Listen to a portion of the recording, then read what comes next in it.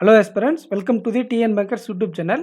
SBI clerk exam நீங்கள் எழுதும்போது questions ஈஸியாக இருக்குன்றதை மட்டும்தான் நீங்கள் பார்க்கணுமே தவிர என்ன டாபிக்ஸ் கேட்டிருக்காங்கன்றதை நீங்கள் கன்சிடரே பண்ணக்கூடாது. ஏன்னா லாஸ்ட்டு நடந்த 4 ஷிஃப்ட்டில் டாபிக்ஸில் நிறைய சேஞ்சஸ் நடந்திருக்கு. எக்ஸாம் லெவலை பொறுத்தவரை ஈஸியாக தான் இருக்குது. ஆனால் அப்கமிங் ஸ்லாட்ஸ்லேயும் அப்படி இருக்குமானா தெரியாது. அதனால் உங்களோட மைண்ட் செட் எப்படி இருக்குன்னா, கொஸ்டின் ஈஸியாக இருக்கா கஷ்டமாக இருக்குன்றதை மட்டும் பாருங்கள். எந்த டாப்பிக்கில் கேட்டிருக்காங்கன்றது முக்கியமே கிடையாது. நான் தெளிவாக அடுத்தடுத்த ஸ்லைடில் சொல்கிறேன். அக்யூரேசியில் நீங்கள் ரொம்ப ஃபோக்கஸ் பண்ணிக்கோங்க. சில பேர் என்னக்கிட்ட கேட்ட டவுட்டை வச்சு சொல்கிறேன். அக்யூரேசினால் நார்மலைசேஷன் எனக்கு வராமல் போயிடுமா, அதாவது எனக்கு அக்யூரேசி இல்லைனா நார்மலைசேஷன் மார்க் வராதான்னு கேட்குறீங்க. அப்படி கிடையாது. அக்யூரேசி இருந்தால் அக்யூரேசி மார்க்குக்கு தனியாக அலாட்மெண்ட் பண்ண மாட்டாங்க.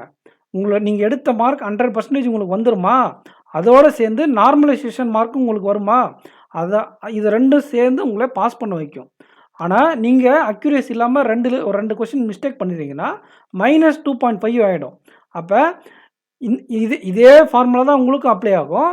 இப்போ 100% அக்யூரேசியாக அட்டன் பண்ணால் உங்களுடைய மார்க் 65ன்னு வருதுங்களே வச்சுக்கோங்களேன். 2 கொஸ்டின் தப்பு பண்ணிட்டா உங்களுக்கு இதில் 62.5 தான் வரும். புரிஞ்சுதுங்களா? நார்மலைசேஷன் மார்க் உங்களுக்கும் ஆட் ஆகும், அக்யூரேசி மிஸ் ஆனவங்களுக்கும் அதே மார்க் தான் ஆட் ஆகும். ஏன்னா நீங்கள் அக்யூரேசி மிஸ் ஆனால் தப்பாக வர கொஸ்டினுக்கு 2-3 கொஸ்டின் மார்க் கட் ஆகும் இல்லையா, அதனால் உங்களுக்கு ஓவரால் ஸ்கோர் அடிவாங்கன்றதுனால அக்யூரேசி மெயின்டைன் பண்ணிக்க. இதுதான் அக்யூரேசி நார்மலைசேஷனுக்கான கான்செப்ட். இந்த வீடியோ பிடிச்சிருந்தா லைக் பண்ணுங்கள். வாங்க நேற்று என்னென்ன நடந்திருக்கு அப்படிங்கிறத பார்க்கலாம். அதுக்கு முன்னாடி சப்ஸ்கிரைப் பண்ணிக்கோங்க நம்ம சேனலில். இங்கிலீஷ் லாங்குவேஜை பொறுத்தவரை எல்லா ஷிஃப்ட்டும் ஒரே மாதிரி தான் இருந்துச்சு. ஆப்டிடியூடில் தான் மேக்ஸிமம் சேஞ்சஸ் நடந்திருக்கு. பட் லெவல் வைஸ் 4 ஷிஃப்ட்டுக்கும் ஒரே மாதிரி இருந்திருக்கு. ரீசனிங் எபிலிட்டியில் ஒரு ஷிஃப்ட்டில் மட்டும் கொஞ்சம் டஃப்பாக இருந்திருக்கு.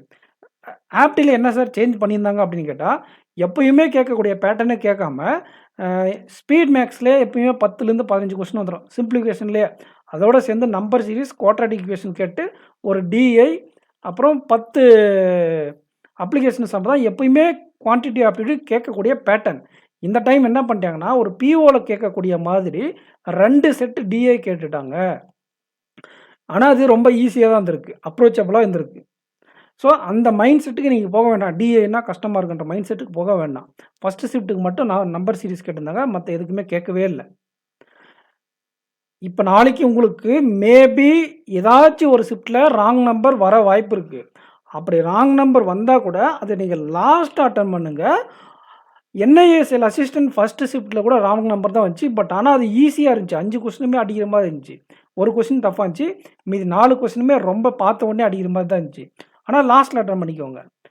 நாளைக்கு ராங் நம்பர் வராதுன்னு யாரும் நீங்கள் ஸ்வீட்டாக போகவும் முடியாது. உங்களுக்கு இவங்களுக்கு கேட்ட மாதிரி தான் கேட்பாங்கன்னு சொல்ல முடியாது. பேட்டர்னில் சேஞ்சஸ் நடக்கலாம். டிஃபிகல்ட் லெவலில் இதோட ஈஸியாகவும் இருக்கலாம், இதோட டஃப்பாகவும் இருக்கலாம். உங்களோட ஃபோக்கஸ் நீங்கள் கரெக்டாக எடுக்கக்கூடிய கொஸ்டினில், இப்போ ஃபார் உதாரணத்துக்கு சிம்பிளிஃபிகேஷன் கொஸ்டின் எடுக்கிறீங்க அப்படின்னா ஸ்ட்ரக் ஆகாமல் ப்ராப்பராக அப்ரோச் பண்ணி அந்த கொஸ்டினை கம்ப்ளீட் பண்ணிகிட்டே வாங்க. ஒவ்வொரு கொஸ்டினாக நீங்கள் எத்தனை கொஸ்டின் அதை மாதிரி கம்ப்ளீட் பண்ணுறீங்களோ அதுதான் உங்களுடைய குட் அட்டெம்ப்ட்.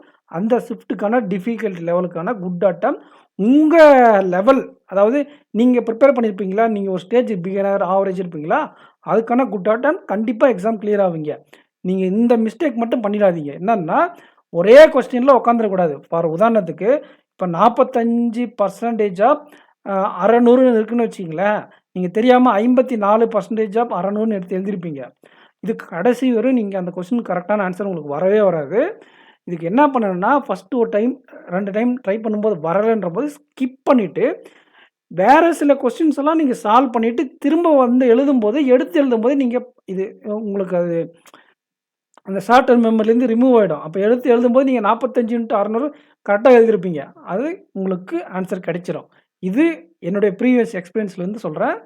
இந்த மாதிரி சில கொஸ்டின்ஸ்க்கு ஆன்சர் இல்லைன்னா ஸ்கிப் பண்ணிவிட்டு திருப்பி லாஸ்ட்டில் வந்து அட்டன் பண்ணும்போது கிடைச்சிரும். அதே மாதிரி அப்ளிகேஷன் சம்மில் ஒரு சில ஸ்லாட்டில் 15 கொஸ்டின் கேட்டிருக்காங்க. டிஐ அதாவது நம்பர் சீரிஸ் சிம்பிளிஃபிகேஷன் கம்மியாக கேட்டு 15 கொஸ்டின் உங்களுக்கு அர்த்தமெட்டிக் கேட்டிருக்காங்க. அதில் நீங்கள் என்ன பண்ணணும்னா 6 to 7 கொஸ்டின் அங்கே அட்டன் பண்ணுற சுச்சுவேஷன் இருக்குதுன்னா, ஆல்ரெடி நீங்கள் நல்லா தெரிஞ்ச டாபிக், வெல் நோன் டாபிக், அதே மாதிரி ஈஸியாக இருக்கக்கூடிய கொஸ்டின். இது 2 தான் நீங்க பிக் பண்ணணும். தெரியாத டாபிக்கும் எடுக்கக்கூடாது. அதே மாதிரி கஷ்டமா இருக்கக்கூடிய டாபிக்கும் பிக் பண்ணக்கூடாது. ஃபர்ஸ்ட் இதுக்கு தெரிஞ்ச டாபிக்கும், ஈஸியா இருக்கிற கொஸ்டினுக்கும் பிரையாரிட்டி குடுத்துட்டு தான், அதுக்கப்புறம் மத்த கொஸ்டின்ஸ்க்குலாம் நீங்க போணும். இதுதான் ஆப்டிட்யூட். ரீசனிங் எபிலிட்டிய பொறுத்தவர, இந்த மவுஸ் ஸ்க்ரால் இருக்கு இல்லையா? இந்த பாருங்க, இதான் மவுஸ் ஸ்க்ரால். இந்த பிரச்சனை. இப்ப மேல கீழயும் ஏத்துறோம்ல, அந்த மாரி சைடுல இப்படி லெஃப்ட், ரைட் இந்த மாரி நீங்க பாருங்க. இந்த நம்பர் வச்சு வரும் இல்லையா? இப்ப 235, 438 இந்த மாதிரி ஒரு 5 நம்பர் குடுத்துட்டு ஒரு நம்பர் சீரிஸ் வரும் இல்லையா? அதுக்கே நம்ம ஸ்க்ரால் பண்ற மாரி தான் கேட்டிருந்தாங்க ஒரு ஷிஃப்ட்ல. ஒரு பொண்ணு இதில தப்பு பண்ணிடுச்சுன்னு சொல்லிட்டு என்கிட்ட வந்து சொல்லுச்சு. ஸோ, இருந்தாலும் அந்த பொண்ணு குட் அட்டெம்ப்ட் வந்து பார்த்தீங்கன்னா, உங்களுக்கு 34 இருந்ததுனால ஷி இஸ் சேஃப். அந்த மேம் கண்டிப்பா பாஸ் பண்ணிருவாங்க. நீங்க ஆல்ரெடி அட்டெம்ப்ட் எதனா கம்மியாகும்போது இந்த மாரி மிஸ்டேக் பண்ணீங்கன்னா, கொஞ்சம் பாதிப்பு வந்துரும். கேர்ஃபுல்லா இருங்க. அட்டெண்ட் பண்ணும்போது ரொம்ப கேர்ஃபுல்லா இருங்க. இந்த மாரி ஸ்க்ரால் பண்ணி பார்த்துக்கோங்க. இங்கிலீஷ பொறுத்தவர தெரிஞ்ச கொஸ்டின்ஸ ஃபர்ஸ்ட் அட்டெண்ட் பண்ணுங்க. 100% அக்யூரசி நான் லாஸ்ட் மினிட் டிப்ஸ்ல ஆல்ரெடி சொல்லியிருப்பேன். அதாவது இந்த வே மி ஆஸ்பிரண்ட்ஸ் சேனல சப்ஸ்கிரைப் பண்ணலனா சப்ஸ்கிரைப் பண்ணிக்கோங்க. வீடியோக்கு லைக் பண்ணிக்கோங்க. மேபி இது சில பேருக்கு தெரிஞ்சிருக்கலாம். அதனால சொல்லிர்றேன். ஓகே. பாருங்க, நீங்க சில டாபிக்ஸ் எடுக்கும்போது 100% அக்யூரஸியா இருக்கும். அது என்ன spelling mistake, sentence rearrangement, word swap இதெல்லாம் கேட்டா ஃபர்ஸ்ட் அட்டெம்ப்ட் பண்ணுவீங்க. அப்புறம் ஃபில்லர் அட்டெம்ப்ட் பண்ணுங்க. அப்புறம் கிளாஸ் டெஸ்ட் அட்டெம்ப்ட் பண்ணுங்க. தென் நீங்க பேராஜம்ப்ல இருந்து அத அட்டெம்ப்ட் பண்ணுங்க. ஆர்சி அட்டெண்ட் பண்ணுங்க. ஆர்சில டைரக்ட் கொஸ்டின், சினானிம்ஸ், ஆன்டோனிம்ஸ மட்டும் அட்டெண்ட் பண்ணுங்க. அதுக்கப்புறம் கிராமர் பார்ட் அப்ரோச் பண்ணிட்டு, ஆர்சில இன்டைரக்ட் கொஸ்டின் அட்டெண்ட் பண்ணாலும் சரி, இல்ல ஆர்சி பேராகிராஃப் ஃபுல்லா படிச்சு புரிஞ்சுட்டு நீங்க அட்டெண்ட் பண்றதா இருந்தா ஃபுல்லா கூட அட்டெண்ட் பண்ணிடலாம். ஒண்ணும் பிரச்சனை இல்ல. ஸோ உங்களுடைய அப்ரோச்.